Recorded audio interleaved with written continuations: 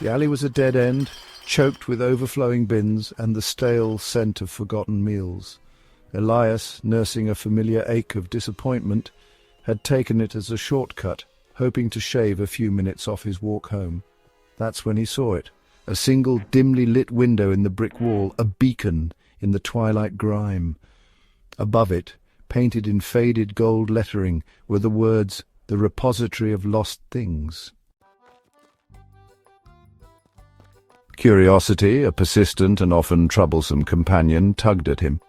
He hadn't seen this shop before. He pushed open the creaking door, a small bell above jingling with a melancholic tone. The air inside was thick with the musty smell of aged paper and something else, something indefinable, like the faint echo of forgotten laughter or a stifled sob.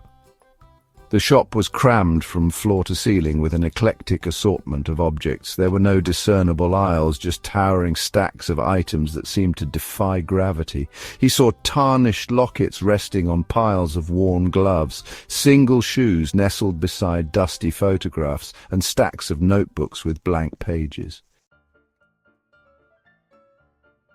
Behind a high, cluttered counter stood a man who seemed as much a part of the shop's inventory as anything else. He was tall and gaunt, with skin stretched taut over sharp bones and eyes that seemed to hold the weight of centuries. He didn't look up as Elias entered, his long, thin fingers meticulously polishing a small, intricately carved wooden bird. Elias cleared his throat. "Elias, VO. Hello, shopkeeper, VO. Lost something, have you?" The man finally looked up, his gaze unnervingly intense. "Shopkeeper, VO. Lost something, have you, narrator, VO?" His voice was a low, rustling sound like dry leaves skittering across cobblestones. "Elias, VO. No, not exactly. I've never seen this shop before." "Shopkeeper, VO. Many don't. It appears when it is needed." He placed the wooden bird on the counter, its unblinking eyes seeming to stare directly at Elias. Elias wandered further into the shop, his eyes scanning the bizarre collection. He saw a child's half-finished drawing of a fantastical creature, a single ornate earring, a faded blue ribbon tied around a bundle of dried flowers. Each object seemed to hum with a silent story, a whisper of a life lived and a moment lost. He noticed a small glass jar filled with what looked like shimmering dust. "Elias, VO. What's this?" "What's?" he asked, pointing. The shopkeeper glided over, his movements surprisingly fluid for his frail appearance. "Shopkeeper, VO. Ah, those are lost dreams, the kind that fade with the morning light, the ones we can never quite grasp again." "Elias, VO. Lost dreams? You collect abstract things?"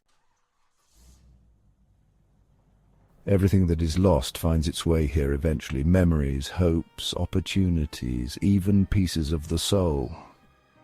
As he spoke, Elias's gaze fell upon a shelf filled with small, intricately labelled bottles. He squinted, trying to read the tiny script. One label read, "The Joy of a First Love." Another, "The Confidence Before a Great Failure." A third, "The Spark of a Brilliant Idea Untapped." A cold dread began to creep into Elias's heart. This wasn't just a shop of forgotten trinkets. This was something far stranger, far more unsettling. Over the next few days, Elias found himself drawn back to the repository. He would stand outside, watching the occasional customer enter and leave, their faces often etched with a strange mix of relief and sorrow. He saw a young woman emerge with a small leather-bound diary clutched to her chest, her eyes glistening with unshed tears. He saw an elderly man leave with a worn photograph, a faint smile playing on his lips. One afternoon he finally mustered the courage to go back inside. He found the shopkeeper behind the counter, meticulously sorting through a pile of what looked like discarded musical notes. "Elias, VO. I don't understand. How can you collect these intangible things?" "Shopkeeper, VO. They leave a residue, you see, a faint echo in the fabric of existence. I simply gather the echoes." He held up a single musical note. This was part of a symphony never finished. The composer lost his inspiration, his passion. It lingered, a faint vibration in the air, until it found its way here. Narrator, V.O. Elias felt a cold knot tighten in his stomach. He thought of his own life, the dreams he had let slip away, the opportunities he had squandered. Were those echoes floating around somewhere, waiting to be collected? Then he noticed something on a high shelf, tucked away behind a stack of old maps. It was a small silver locket, intricately engraved with his initials. He hadn't seen that locket in years. It had held a picture of his grandmother lost during a chaotic move when he was a child. A wave of longing washed over him.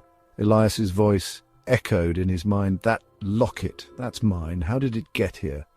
The shopkeeper's voice responded, "Ah, yes, a piece of lost sentimentality. It arrived some time ago, a pang of grief, a yearning for the past." Can I have it back?" The shopkeeper's voice answered. "Everything here has a price, not always monetary, mind you." Elias's voice asked, "What's the price for the locket?"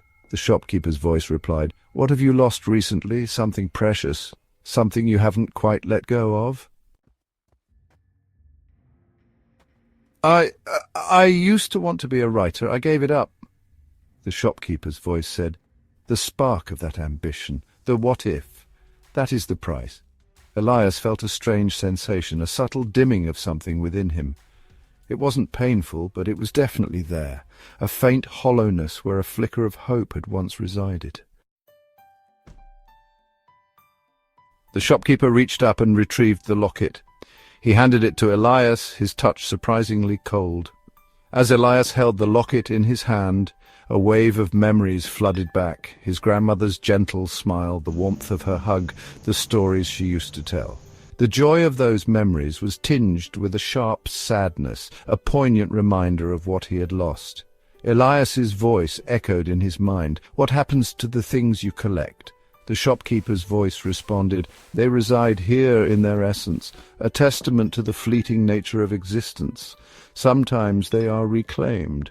Sometimes they simply fade away, becoming part of the shop's silent history." Elias clutched the locket tightly. He had gotten back a tangible piece of his past, but he had paid a price. A piece of his future, perhaps. He turned to leave, the bell above the door chiming again, this time with a sound that felt more like a mournful sigh. As he stepped back into the grimy alley, the repository of lost things seemed to shimmer and fade, its dimly lit window dissolving into the brick wall as if it had never been there at all. Elias looked back at the blank wall, a shiver running down his spine. He had a feeling that the shop and its gaunt proprietor would be waiting, ready to collect the next lost thing, from him or from anyone else who happened to stumble upon its hidden door. He opened the locket, gazing at the faded picture of his grandmother. The joy was still there, but it felt fainter, as if a little piece of its light had been taken away. He quickened his pace, eager to leave the alley and the unsettling encounter behind, wondering what other echoes of his life might now reside within the silent, dusty shelves of the repository of lost things. All right, everyone, that's going to wrap it up for today's video. I really hope you enjoyed the video. If you did, please give it a thumbs up.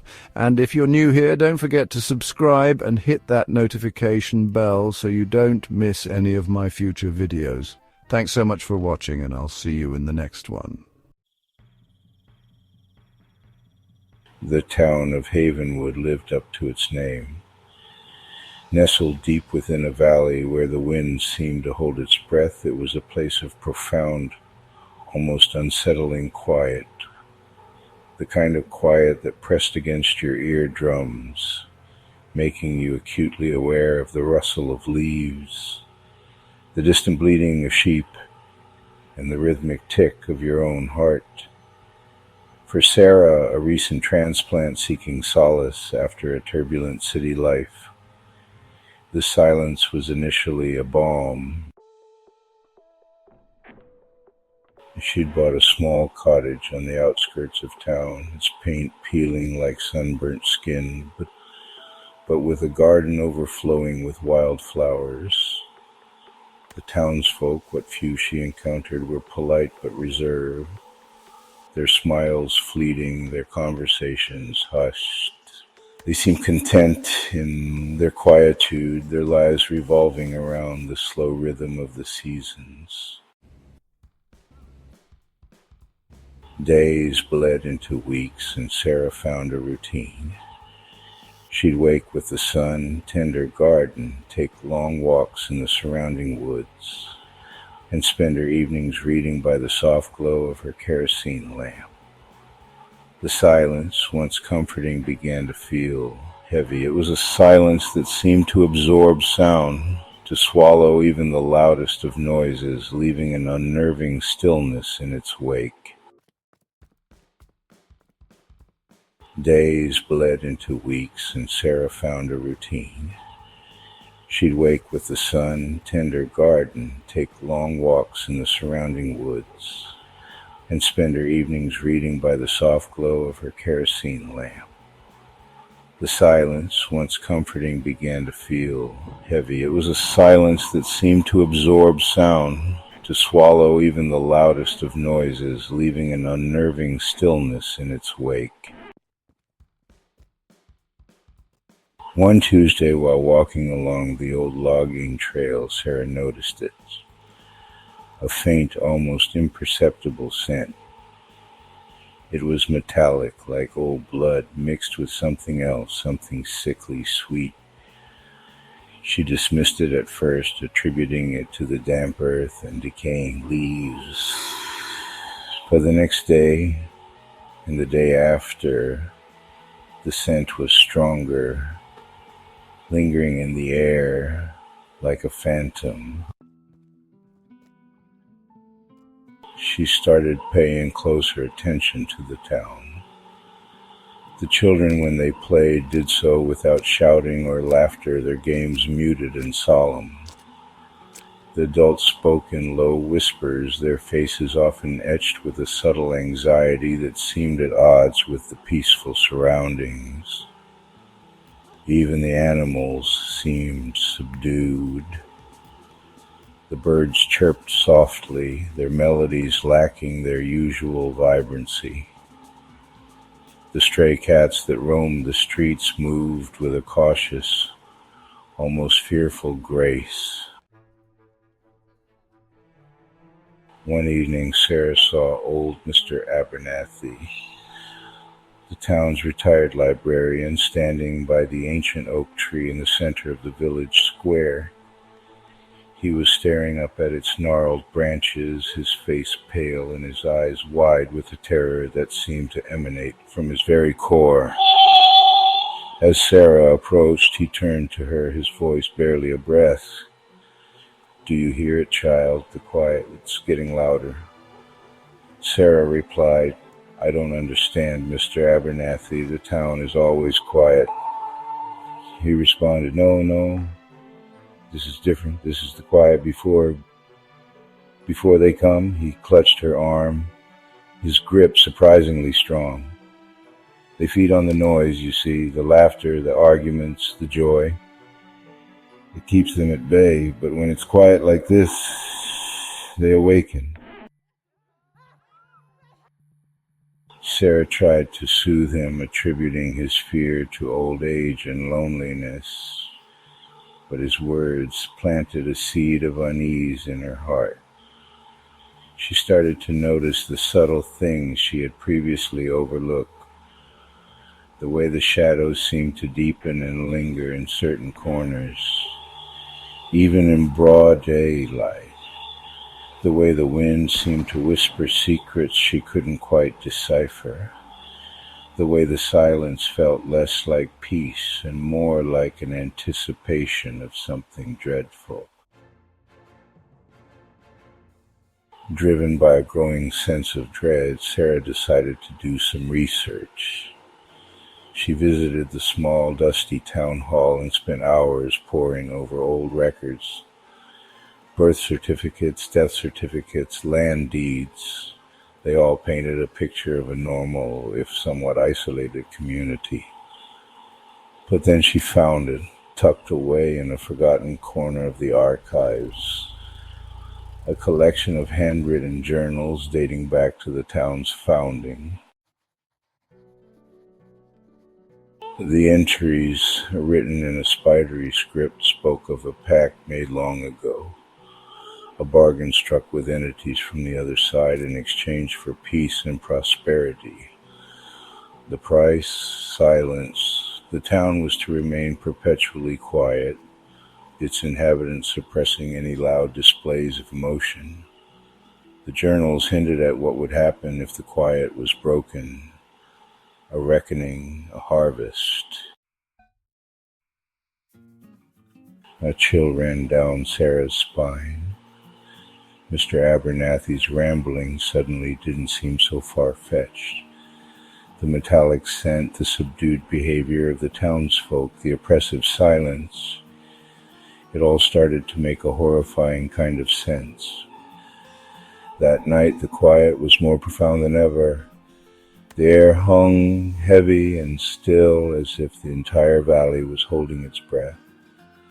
Sarah sat in her cottage, the kerosene lamp casting long dancing shadows on the walls.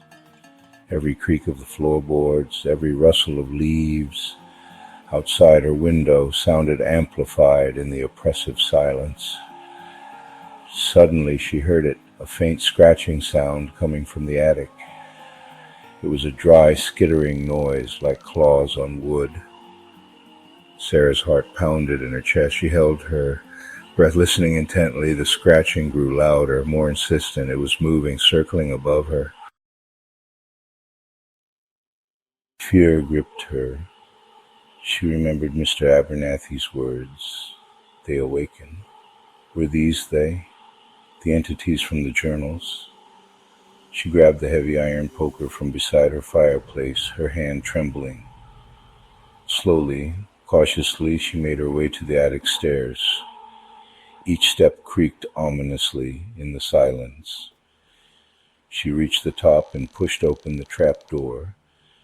The attic was shrouded in darkness. The only sound was the frantic scratching now coming from the far corner. Sarah raised the poker, her eyes straining to pierce the gloom. Then she saw them. They were small, hunched figures, their bodies covered in a dark, bristly fur. Their eyes glowed with a malevolent red light, and their mouths were filled with rows of needle-sharp teeth. They were scuttling around, their claws scraping against the wooden beams. Sarah gasped, a sound that echoed loudly in the suffocating silence. The creatures froze, their glowing eyes turning towards her. A low, guttural growl rumbled from their throats. The quiet had been broken. The creatures lunged. Sarah swung the poker wildly, connecting with a sickening thud. One of the creatures shrieked, a high-pitched, grating sound that made her ears ring. More of them emerged from the shadows, their numbers seemingly endless. Sarah fought with a desperate ferocity, fueled by adrenaline and terror. She swung the poker again and again, striking the creatures as they swarmed her. But they were too many. They clawed and bit, their sharp teeth tearing at her flesh. She stumbled backward, trying to escape, but they blocked the way. She was trapped. The last thing Sarah saw before the darkness consumed her was the horrifying realization that the quiet hadn't just hidden the horrors. It had nurtured them, allowed them to grow and multiply in the absence of sound. And now, with the silence finally shattered, they were unleashed. Down in the village, the other residents of Havenwood remained in their homes, their doors locked, their faces pale with dread. They had heard the faint sounds of the struggle from Sarah's cottage, the brief, violent eruption of noise that had broken the sacred silence. They knew what it meant. They huddled together, whispering prayers to forgotten gods, waiting for the inevitable. The quiet that had once been their sanctuary had become their prison, and the horrors it had concealed were now free to roam. The reckoning had begun. The next morning the sun rose over Havenwood, casting long shadows across the valley. The town was silent once more, an even more profound and terrifying silence than before. Sarah's cottage stood empty, its door ajar, a dark stain spreading across the wooden floor of the attic. The creatures were gone, vanished back into the shadows from whence they came. They had fed, and now they slept, waiting for the quiet to return, waiting for the next unsuspecting soul to break the stillness. Havenwood remained a testament to the horrors that can lurk beneath a veneer of tranquility, a place where the quiet wasn't peace but a carefully constructed cage, and the silence itself was a warning that some things are best left undisturbed, hidden in the quiet, lest they awaken and unleash their unspeakable terrors upon the world. And in the oppressive silence of Havenwood, the horrors continued to wait patiently for the next sound to break their slumber. Alright everyone, that's going to wrap it up for today's video. I really hope you enjoyed the video. If you did, please give it a thumbs up. And if you're new here, don't forget to subscribe and hit that notification bell so you don't miss any of my future videos. Thanks so much for watching, and I'll see you in the next one.